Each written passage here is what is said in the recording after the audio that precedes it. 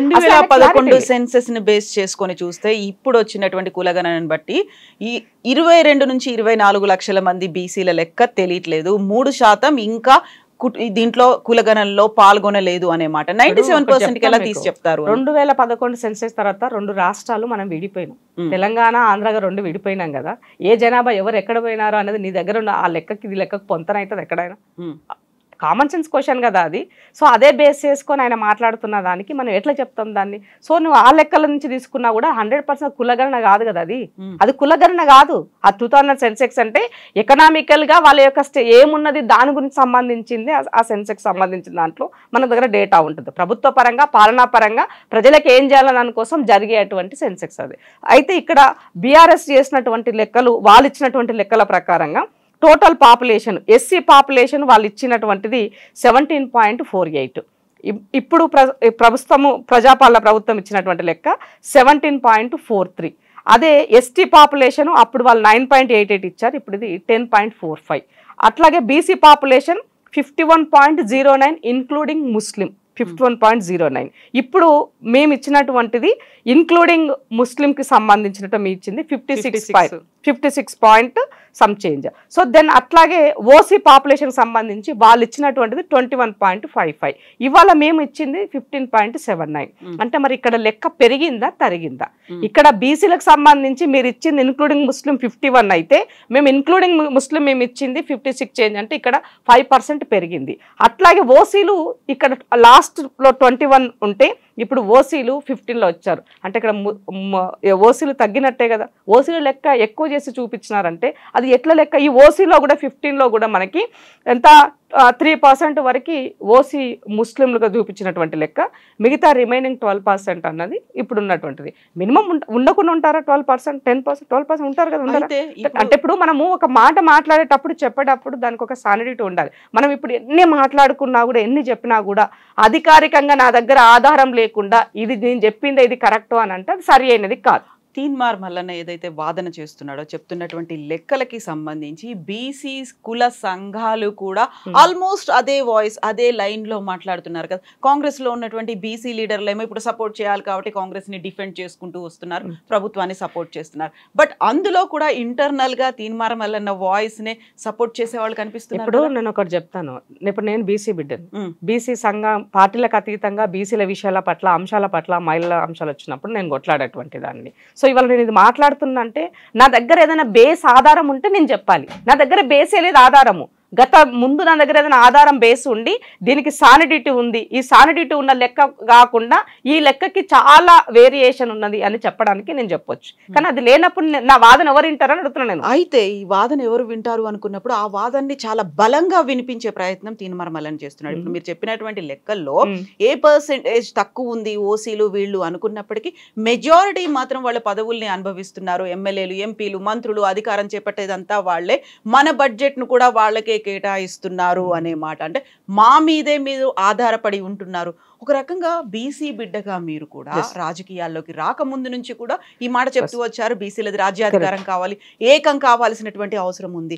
ఇప్పుడు మల్లన్న చేసినటువంటి వ్యాఖ్యలకి ఒక రకంగా ఇంటర్నల్ గా అయినా మీకు అనిపిస్తుంది ఇప్పుడు మల్లన్న చెప్పే మాటలకి ఆయన చెప్పే దాంట్లో కొంత వాస్తవం ఉన్నప్పటికీ కూడా ఆయనకి ఆ సానిటీ కోల్పోయినాడు, ఆ విశ్వాసం కోల్పోయినాడు మల్లన్న. ఇప్పుడు ఒకటి చెప్తా మీకు నేను. మీరు పార్టీలో ఉన్నారు, పార్టీలో మీరేంటి అప్పుడు పార్టీలో చేరినప్పుడు ఎమ్మెల్సీ టికెట్ కోసమే చేరారు, V6 నుంచి వచ్చి టికెట్ కోసం చేరారు. ఇవాళ మళ్ళీ మీరు వచ్చిన తర్వాత పార్టీ మీరు ఎన్ని చేసినా ఎలక్షన్ల ముందు మీరు పార్టీని ఎంత తిట్టి ఎంత ఏం చేసినప్పటికీ కూడా మీకు పార్టీ అవకాశం ఇచ్చింది. ఎందుకంటే ఒక సామాజిక స్పృహ ఉన్నోడు కొట్లాడతారు సమాజం కోసం అని ఇచ్చారు. ఇచ్చిన తర్వాత మీరు ఎమ్మెల్సీ అయ్యారు. ఎమ్మెల్సీ అని అంటే you are a normal ordinary person కాదు కదా, ఒక ప్రజాప్రతినిధివి. నువ్వు ఎవరినైనా కలవచ్చు, జరిగేటువంటి అన్యాయం పట్ల నువ్వు ఎవరినైనా నిలదీయచ్చు, నువ్వు ఎవరి దగ్గర కన్నా పోయి ఇది చెప్పి నువ్వు మాట్లాడవచ్చు. కానీ నువ్వు అది ఉపయోగించుకోలేదు. ఎందుకని అడుగుతున్నా, 50 రోజులు సర్వే జరుగుతున్నప్పుడు ఆ సర్వే జరిగే సందర్భంలో నీవు టెక్నికల్ గా చేయాల్సిన అంశాలు ఎందుకు చేయలేదని అడుగుతున్నాను నేను మల్లన్నని. సో ఇవాళ టెక్నికల్ గా చేయాలంటే ఎవరిని అడగాల? ఆ కమిటీలో నిన్ను 2-3 సార్లు పిలిచారు, మాట్లాడినారు. ఆ సందర్భంలో నీకు ఏదైనా తేడా కనిపిస్తే ముఖ్యమంత్రి దృష్టికి ఎందుకు తీసుకెళ్ళలే? లేదు ముఖ్యమంత్రి వినలేదు అనుకుందాం, కాసేపు రాహుల్ గాంధీ దగ్గరికి పోవచ్చు. మరి పార్టీకి అయితే ఇవ్వచ్చు కదా, మరి పార్టీకి ఎందుకు ఇవ్వలే? ఇప్పుడు మా ఇన్ఛార్జి ఉన్నారు, మా ఇన్ఛార్జి ఆయనతో చాలా మంచిగా ఉంటారు. మరి అలాంటప్పుడు అట్లీస్ట్ ఇన్ఛార్జ్ కన్నా మీరు చెప్పుండొచ్చు కదా, అక్కడ కూడా మీరు ఎలాంటి ప్రయత్నం మీరు చేయలేదు. అంటే ఇక్కడ కేవలము మల్లన్న గమనించిన నాకు అర్థమైంది ఏంటంటే, నేను కావాలనుకున్నటువంటి చట్టసభలో నాకు కావాల్సినటువంటి ఎమ్మెల్సీ నాకు వచ్చేసింది. రాజకీయ కోణంలో ఆయన ఇంకేదో ఎక్స్పెక్ట్ చేస్తున్నాడు.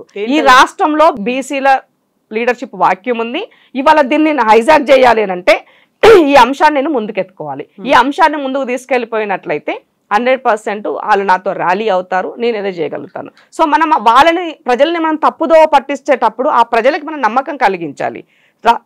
మళ్ళీ ఎవరైనా ఆ విశ్వాసంలోకి తీసుకునే పరిస్థితి ఉందా? ఎప్పుడు ఏం చెప్తాడో మళ్ళనకి అర్థం కాదు, ఇప్పుడు ఏం చెప్తాడో రేపేం చెప్తాడో ఎల్లుండి ఇంకేం చెప్తాడో అర్థం కాదు. చెప్పే మాటలకి పొంతన ఉండాల్సినటువంటి అవసరం ఉంది. పొంతన లేని మాటలు మాట్లాడుతూ బీసీ సమాజాన్ని తప్పుదో పట్టిస్తే అది సరైన పద్ధతి కాదు. ఆయన ఎజెండాలో హిడెన్ ఎజెండా ఉందని చెప్పదలుచుకున్నాను నేను క్లియర్ గా చెప్పాలి. 2 ప్రశ్నలు. హిడెన్ ఎజెండా, ఆయనకి ఇంకేదో కోరుకుంటున్నాడు అనేది ఒక మాట అయితే, వాక్యూమ్ ఉంది అంటున్నారు. ఆర్ కృష్ణయ్య గారు ఇదే పని దశాబ్దాలుగా చేస్తూ వస్తున్నారు కదా, అప్పుడెందుకు ఏకం కాలేదు? ఇప్పుడెందుకు ఈ వాయిస్ ఇంత బలంగా వినిపిస్తుంది? ఆయన కూడా పోరాడారు కదా. ఇప్పుడు ఆర్ కృష్ణన్న పోరాడి ఆయన పార్టీని ఎంచుకున్నాడు, పార్టీ వైపు లైన్లో వెళ్ళిపోయాడు. ఆర్ కృష్ణని వాళ్ళ బీజేపీలో ఉన్నాడు. ఇవాళ మల్లన్న అనేటువంటి వ్యక్తి నిజంగానే బీసీల గురించి మాట్లాడే తత్వం, బీసీల గురించి ఉన్నటువంటి వ్యక్తి అయితే ఎంతమంది బీసీలు కొట్లాడే బీసీలు నీ వేదిక పైన ఉన్నారో చెప్పు నాకు. మొన్న నువ్వు మాట్లాడే ఎవరున్నారు, ఎంతమంది ఉన్నారు అంటున్నా నేను. యాక్టివ్ గా కొట్లాడి, ఇప్పుడు బీసీ అనగానే నా పేరైతే యాదకు వస్తుందా? ఇందిరా శోభన్ అంటే కొట్లాడుతుంది, సమాజం కోసం నిలబడుతుంది, జెన్యూన్ అని తెలుస్తుంది.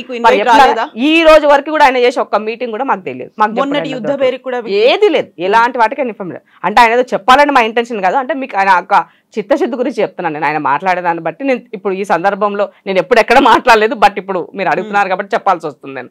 అంటే ఆయనకన్నా తెలివిగా ఆయనకన్నా ఎక్కువ అదిగా ఉన్నా, ఆయనతో పాటు ఈక్వల్గా ఉన్నానంటే ఆయన దాన్ని డైజెస్ట్ చేసుకోవడం అని నాకు అర్థమైంది మరి దాన్ని బట్టి. కాబట్టి ఒక సమాజం కోసం నువ్వు కొట్లాడుతూ ఉన్నప్పుడు, ఆ సమాజంలో గురించి మనం మాట్లాడుతూ ఉన్నప్పుడు దానిని మనము వీక్నెస్గా తీసుకొని ఎదుటోడిని దెబ్బగొట్టే ప్రయత్నం చేస్తే సరి అనేది కాదు. ఇవాళ నువ్వు మాట్లాడడం వల్ల, నువ్వు చేయడం వల్ల ఈ సమాజాన్ని తప్పుదో పట్టిస్తూ రేపు ఎన్నడూ లేని విధంగా అమ్మ పెట్టదు అడుక్కొనియదు కదా. ఇవాళ భారతీయ జనతా పార్టీ కేంద్రంలో ప్రధానమంత్రిగా ఉన్నటువంటి నరేంద్ర మోడీ చేయాల్సినటువంటి అంశాన్ని ఆయన చేయలేకపోవడం వల్ల ఇవాళ మనం చేసాం. మనం చేసినప్పుడు నువ్వు దీనిని ఆసరాగా తీసుకొని కేంద్రం పైన ఒత్తిడి చేయాల్సినటువంటి బాధ్యతలు నువ్వు ఉన్నావు. అది వదిలేసి ఈ రాష్ట్రం మీద నువ్వు పోరు పెడితే ఎట్లా? సరే నువ్వు కాసేపు అంటే నాకు అర్థమవుతుందంటే ఈయన వెనక పూర్తిగా భారతీయ జనతా పార్టీ ఉన్నారని నాకు అనిపిస్తుంది. ఎందుకు ఆ మాట అంటుందంటే, ఈ రాష్ట్రంలో భారతీయ జనతా పార్టీ పాగా వేయాలనుకుంటుంది. తను పాగా వేయాలంటే ఏం చేయాలి? ఇలాంటి వాటిని ఎరవేయాలి. సో ఎరవేయాలంటే ఈ రకమైనటువంటి రాజకీయం నడపాలని ఆయన ఆలోచిస్తున్నా నాకు అర్థమవుతుంది. ఉపయోగించుకుంటున్నారు ఎగ్జాక్ట్లీ అంతే కదా. ఇప్పుడు ఆయన అవసరమైనప్పుడు ఎవరో ఉండాలి, ఉన్నప్పుడు ఈయన మాట్లాడుతున్నాడు, నడిపిన 4 రోజులు అదే కదా వాళ్ళకు ఉన్నటువంటిది. అంటే ఆ లైన్ లో భాగంగానే ఇవాళ ఇది జరుగుతుందని చెప్పాల్సిన అవసరం ఉంది. నిజంగానే మల్లనకు చిత్తశుద్ధి బీసీల పట్ల ఉంటే, దమ్ము ఉంటే, ఈ రాష్ట్రంలో ఉన్న బీఆర్ఎస్ కానీ బీజేపీ కానీ ఇవాళ ప్రధానమంత్రి పైన ఒత్తిడి చేయండి, కేంద్రంలో కులగణన చేయమని చెప్పండి. అప్పుడు ఆటోమేటిక్గా ఈ రాష్ట్రంలో కూడా కులగణన జరుగుతుంది కదా. మేము చేసినటువంటి లెక్కలు తప్పైతే ఆ రోజు మీరు రీసర్వే చేసినప్పుడు, అంటే ఈ రాష్ట్రంలో కేంద్ర కులగణన మొదలుపెట్టినప్పుడు నీ లెక్క నా లెక్క తేలిపోతుంది. ఈ ప్రభుత్వం తప్పు చేస్తే ఈ సమాజం ముందు తల వంచుకుంటుంది, లేదా దాని మూల్యం చెల్లించుకుంటారు. మీకు దమ్ము ధైర్యం ఉంటే అది చేయండి. అయితే ఈ రాష్ట్రంలో ఉన్న బీజేపీ నేతలైనా, ఇప్పుడు మాట్లాడే మల్లన్న అయినా, ఈ రాష్ట్రంలో ఉన్న బీసీ సంఘాలని, ఇవాళ ఆర్ కృష్ణ బీజేపీలోనే ఉండు, మా కృష్ణ ఒప్పియమని చెప్పండి నరేంద్ర మోడీ గారిని. అందరు బీసీ బిడ్డలకు న్యాయం జరుగుతుంది కదా, మేము కూడా సంతోషిస్తాం. అప్పుడు అయితే న్యాయం జరుగుతుందని మీరు అంటున్నారు, చట్టబద్ధత కల్పించాలని అసెంబ్లీ సెషన్ పెట్టారు, కేంద్రానికి పంపించారు. బట్ సుప్రీంకోర్టు అనేది ఉంది ఇక్కడ. చట్టబద్ధత ఇవన్నీ అంశాలు పక్కన పెట్టినప్పటికీ ఎలా యాక్సెప్ట్ చేస్తుంది అనుకుంటున్నారు? సుప్రీంకోర్టు దగ్గర నుంచి కూడా ఒక ఆమోదం అనేది రావాలి. ఇప్పుడు కేంద్రంలో ఈడబ్ల్యూఎస్ వచ్చింది. ఎకనామికల్ బ్యాక్వర్డ్ క్లాస్ కింద మీరు తీసుకున్నప్పుడు వాళ్ళ పర్సంటేజ్ ఎంత ఉండింది, ఎంత తీసుకొచ్చినారు? మీరు ఏం లెక్కలు చేయకుండానే 10% అని మీరు ఇచ్చారు. అప్పటికే ఆల్రెడీ మన స్లాబ్ 100 ఉంది. 100లో ఉన్నప్పుడు మీరు ఆ 10% తీసుకొస్తే అది కోటా పెరిగిపోయినట్టే కదా. 100 అంటే 50 రిజర్వేషన్లు 50 దాటొద్దు కదా. 50 దాటొద్దు అనుకున్నప్పుడు మరి వాళ్ళు 10 తీసుకురావడం వల్ల 60కి వెళ్ళిపోయినాం కదా. మరి అది ఎట్లా చేస్తారు? ఇది కూడా గట్లే ఉంటుంది అంతే కదా. ఇప్పుడు టెక్నికల్గా నువ్వు మాట్లాడాల్సి వచ్చినప్పుడు నువ్వు చేస్తే కరెక్ట్ అయింది, నేను చేస్తే తప్పవుతుందా? కాబట్టి నేనంటే పార్టీలకు అతీతంగా ఒక అవకాశం వచ్చినప్పుడు మనం దాన్ని ఉపయోగించుకోవాలా. ఇవాళ ఈ రాష్ట్రంలో ఉన్నటువంటి రేవంత్ రెడ్డి గారు ఒక ముఖ్యమంత్రిగా ఆయన ఒక హిస్టారికల్ డిసిషన్ తీసుకొని దానిని శానిటీ కల్పించడం కోసము చట్టసభల్లో అసెంబ్లీ పెట్టి అసెంబ్లీలో ఒక చర్చ పెట్టారు. ఆ చర్చలో కూడా మీరు కూర్చోకుండా బయటకు వెళ్ళిపోయారు. ఆ చర్చల్లో కనీసం బీజేపీ కానీ బీఆర్ఎస్ కానీ దానికి ఎక్కడైనా వాళ్ళు ఇచ్చారా? ఎస్, మేము చేసినటువంటి లెక్కలకి మేము కేంద్రంలో కూడా చేయమని చెప్పేసి, దేశవ్యాప్తంగా చేయమని చెప్పేసి మేము ఒక రెజల్యూషన్ని పాస్ చేస్తున్నామని ఒక రెజల్యూషన్ చేస్తే దాంట్లో మీరు ఆ రెజల్యూషన్లో మీరు ఉన్నారా? వెళ్ళిపోయారు వాకౌట్ చేసి. అంటే మీకు ప్రజల పట్ల చిత్తశుద్ధి ఉందని అనుకోవాలా?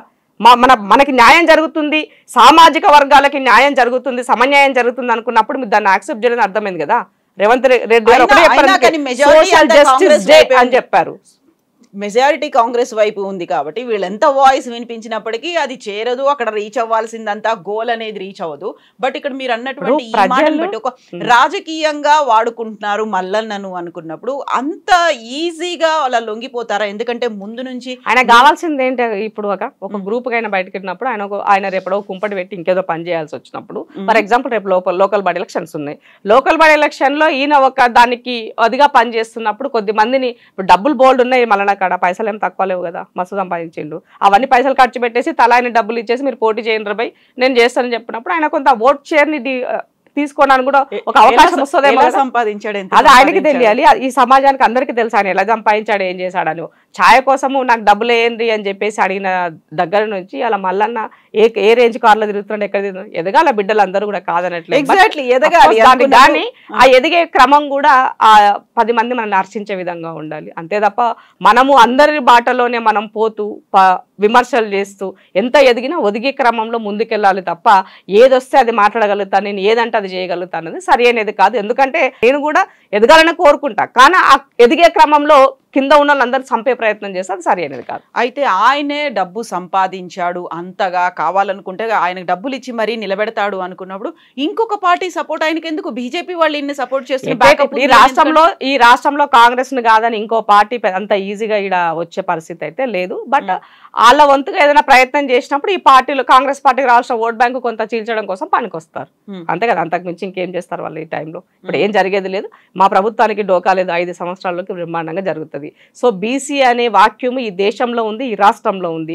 దానిని ఎరగా వేసుకొని వాళ్ళ బలహీనత ఆసరా చేసుకొని వాళ్ళు ఎదగడం కోసం ఉపయోగించుకుంటారన్న బాధ మాత్రం నాకుంది. ఎందుకనంటే జెన్యున్గా బీసీల కోసం కొట్లాడండి, మేము హర్షిస్తాం, మా సపోర్ట్ కూడా మీకు ఇస్తాం. కానీ జెన్యున్గా బీసీల కోసం కొట్లాడకుండా మీ రాజకీయ అస్తిత్వం కోసము, మీ స్వార్థం కోసము బీసీలను వాడితే మాత్రం సహించేది లేదని మాత్రం గుర్తు చేస్తున్నా.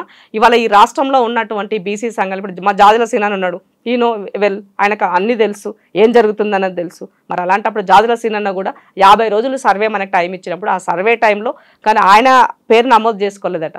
ఆయన పేరు నమోదు చేసుకోలేకపోతే మా సీనన్నకి ఏదో చెప్పాలా?